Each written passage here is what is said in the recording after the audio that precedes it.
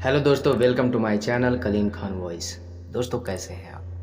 उम्मीद करता हूं कि आप सब खैरियत से होंगे, अच्छे से होंगे और जहां भी होंगे खुश होंगे। दोस्तों, आज की स्टोरी बहुत ही ज़बरदस्त होने वाली है, तो इसे लास्ट तक ज़रूर सुने और चैनल पर पहली बार आए हैं तो हमारे चैनल को सब्सक्राइब करें और अगर स्टोरी अच्छी लगे तो लाइक करना हरगिज़ न भूलें। बढ़ते हैं आज की स्टोरी की तरफ। दोस्तों, मेरा नाम रमेश है और मैं पेशे से एक ऑटो ड्राइवर हूँ। हमेशा की तरह शाम के 7 बजे रेलवे स्टेशन पहुँच जाना और जगह जगह सवारी पहुँचाना, यही मेरा रोज़ का काम था। पर कहते हैं ना कि हर दिन बराबर नहीं होता। ज़िंदगी में कुछ वक्त ऐसे आते हैं जो हमारी ज़िंदगी में एक छाप छोड़ जाते हैं। उस वक्त को अपने दिमाग से निकालना दुश्वार नहीं बल्कि मुहाल हो जाता है। ऐसा ही वक्त मेरी ज़िंदगी में भी आया। उस दिन मेरी बच्ची का जन्मदिन था, तो मैंने सोचा आज अगर अच्छी कमाई हो गई तो मैं अपनी बच्ची को एक अच्छा सा गिफ्ट दूंगा। यही सोचकर मैं अपने काम पर निकल पड़ा।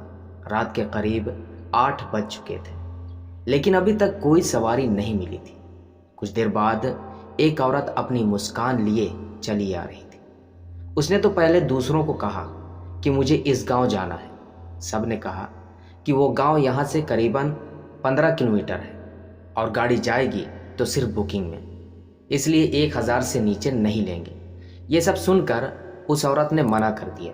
फिर धीरे धीरे मेरी तरफ बढ़ी। फिर उसने उसी गांव का नाम लेकर कहा कि चलेंगे। मैंने उससे कहा कि रात का वक्त है इसलिए 800 लगेंगे। ये सुनकर वो तुरंत हाँ कर दी। फिर उसने अपना दोनों बैग ऑटो में रखी और बैठ गई। अच्छा, आप सोच रहे होंगे कि आखिर बैग के बारे में बताने की क्या ज़रूरत थी। तो दोस्तों, मैं आपको बताता चलूं कि वही बैग तो था जिसकी वजह से मैं फंसा था। उस बैग में क्या था ये जानने के लिए हमें कहानी में आगे चलना पड़ेगा। तो फिर हुआ यूं कि जब वो बैठ गई, मैं खुशी खुशी ऑटो स्टार्ट किया और चल पड़ा। खुशी सिर्फ एक ही बात की थी कि आज मैं अपनी बच्ची को बहुत ही खूबसूरत गिफ्ट दूंगा, और देने का इंतज़ाम भी हो चुका था। फिर चलते चलते एक जंगल आ गया। रात में तो वैसे भी जंगल डरावना होता है, और वो जंगल डरावने से भी ज़्यादा डरावना था। हम दोनों बातें करते हुए जा रहे थे। फिर अचानक ऐसा लगा कि जैसे कोई जानवर हमारी दाहिनी तरफ से पेड़ पर लटकते हुए आ रहा हो। वो पेड़ इतनी ज़ोर से हिल रहे थे जैसे उस पर कोई कूद रहा हो, लेकिन वहाँ कोई दिख नहीं रहा था। तो मैंने सोचा कि शायद कोई जानवर होगा जो रात की वजह से दिख नहीं रहा है। फिर पेड़ हिलना अचानक से बंद हो गया। मैं तो थोड़ा सा डरा हुआ था, पर इसी बीच मैंने एक बात नोटिस की कि उस औरत के अंदर ना ही कोई डर था और ना ही कोई हैरानी।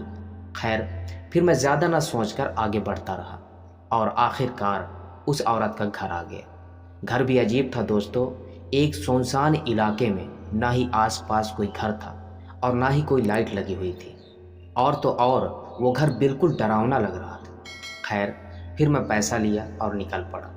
अभी कुछ ही दूर निकला था कि एक गांव आ गया। चलते चलते जब उस गांव के आखिरी हिस्से में पहुंचा तो क्या देखता हूँ कि 4 बच्चे एक बड़े से पत्थर को खरोच रहे हैं। वो सब के सब पत्थर की तरफ देख रहे थे। मैं जब उन्हें पीछे से देखा तो वो बहुत ही भयानक दिख रहे थे। उनका बड़ा बड़ा सर, पतली पतली टांगें। जब मैं थोड़ा सा और करीब हुआ तो वो ऑटो की आवाज़ से मेरी तरफ मुड़े, और जब वो मुड़े तो ऐसा लगा जैसे मेरी सांसें ही बंद हो गई हों, क्योंकि वो किसी इंसान के बच्चे नहीं थे बल्कि किसी भूत के बच्चे थे। पहले तो मैं सब कुछ भूल गया कि ब्रेक लगाऊं या फिर स्पीडी बढ़ाऊं, क्या करूं कुछ समझ में नहीं आ रहा था। जब मेरा दिमाग कुछ ठीक हुआ तो मैं स्पीडी से भागने लगा। अभी कुछ ही दूर निकला था कि मेरी नज़र आईने पर पड़ी। मैंने देखा कि वो चारों बच्चे मेरा पीछा कर रहे हैं, और वो बहुत ही तेज़ी से पीछा कर रहे थे। तभी मेरी नज़र ऑटो के पीछे की सीट पर पड़ी। उस सीट पर वही बैग था जो वो औरत रखी थी, और शायद उतरते वक्त भूल गई थी। मैंने जब उसे एक हाथ से खोला तो मैं तो हैरान ही रह गया ये देखकर कि उसमें बहुत ही अजीब अजीब चीज़ें थी। कुछ छोटे छोटे किसी जानवर के सर, कुछ मरे हुए बिच्छू और कुछ सांप जो कि कई टुकड़ों में कटा हुआ था। मैं ये देखकर जल्दी से उस बैग को पैक कर दिया और अपनी फुल स्पीड से भागने लगा। फिर मैं वहीं पहुंचा जहां वो पेड़ पर किसी के भागने की आवाज़ आ रही थी। जब मैं वहां पहुंचा तो वो आवाज़ फिर से आई और अचानक से बंद हो गई। और जैसे ही वो आवाज़ बंद हुई, मेरे ऑटो के सामने एक औरत धड़ाम से आकर कूद गई। वो कोई औरत नहीं बल्कि एक भूत थी, या फिर एक डायन थी, या फिर एक चुड़ैल थी। उसे देखकर मेरे दिमाग की बत्ती ही बंद हो गई थी। मेरा दिमाग ही चलना बंद हो गया था। उसकी आंखें चमक रही थी और वो बहुत ही भयानक दिख रही थी।